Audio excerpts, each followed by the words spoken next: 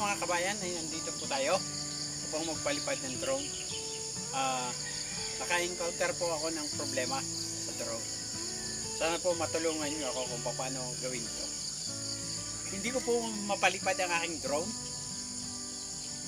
Sana po matulungan niyo po ako para mapiksa ang problema ito. Nakauna po ang ating drone. Nakauna po ang ating control. Ngayon po ay pupunta po tayo sa application na DJI.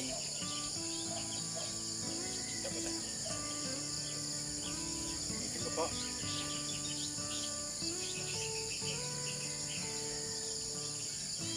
Pindutin po ang pindutin ko po ang connection guide. Pindutin ko po ang camera view. Yan. Dapat po maghihintay na lang po tayo dito ng signal. Pero nawawala po sa signal. Bumabalik po sa kanya. Yan po. Wala. Hindi natin po makonect. Bumabalik po sa connection guide. Ulitin po ulit natin. Connection guide pinili. Camera. Yan. Ito po lumalabas po itong DJI keeps stopping. Paano ko po kaya ano po ang dapat kong gawin para ma-fix po ang problema ito?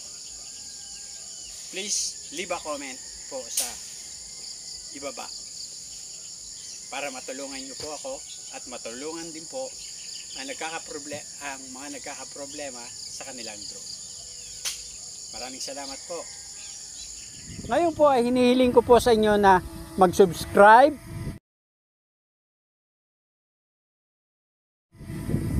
pindutin ang notification bell, mag-like, mag-comment, at i-share.